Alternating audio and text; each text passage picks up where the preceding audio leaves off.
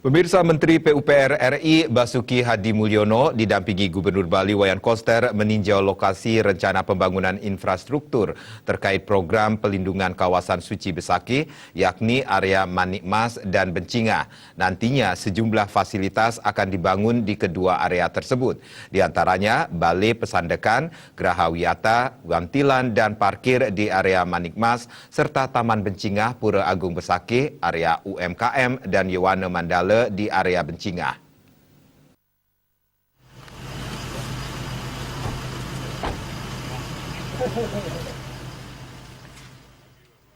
Menurut Menteri PUPR RI Basuki Hadi Mulyono, proyek penataan yang akan dimulai 2021 ini merupakan kolaborasi antara Pemprov Bali dengan pemerintah pusat.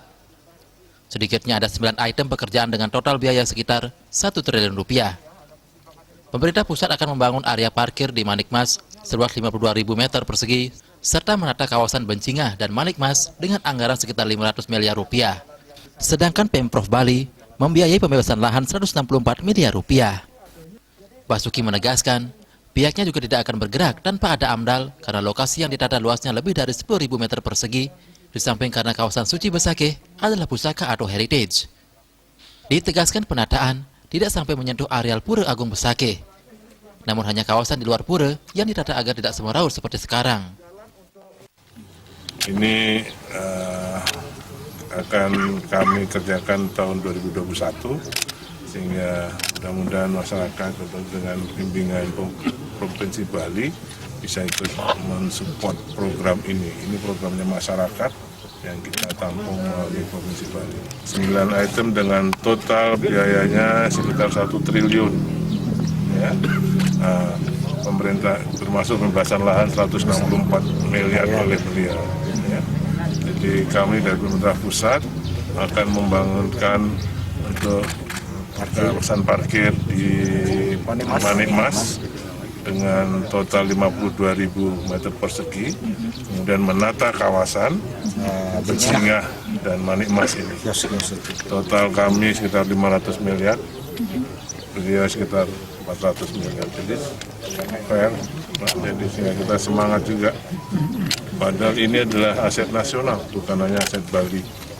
Ini aset nasional yang harus kita kerjakan. Tapi ini harus ada AMDAL.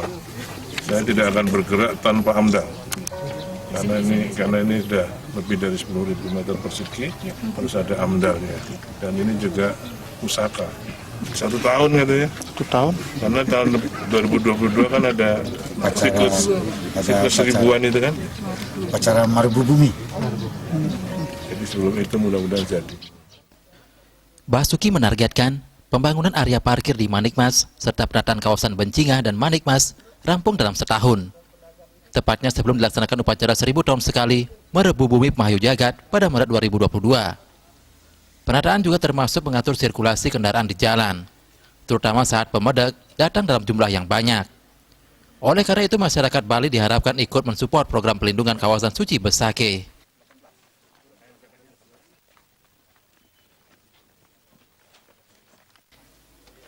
Sementara itu, Gubernur Bali Wayan Koster mengatakan, penataan perlu dilakukan di kawasan suci Besakih lantaran kondisinya sekarang sangat semeraut, kotor, jorok, dan tidak tertata. Diharapkan kawasan ini nantinya bisa lebih tertib dan rapi, daya tampung parkir lebih memadai, kios-kios lebih tertata, serta pelan-pelan dapat mengurai kemacetan.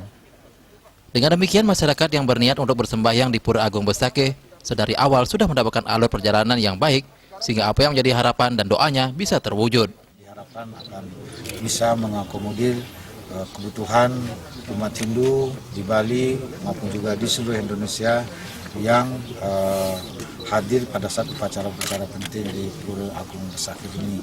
Kita melihat sekarang kondisi Besakih sangat semeraut, kemudian juga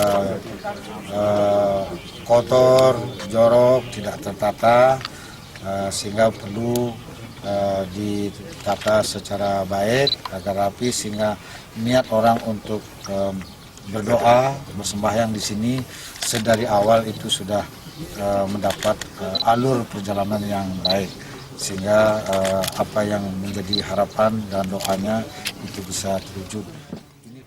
Koster berharap proyek penataan ini sudah mulai dikerjakan di awal tahun depan, sehingga dapat rampung di bulan Desember 2021. Menteri PUPR pun diharapkan bisa hadir kembali pada saat acara groundbreaking. Tim Liputan melaporkan.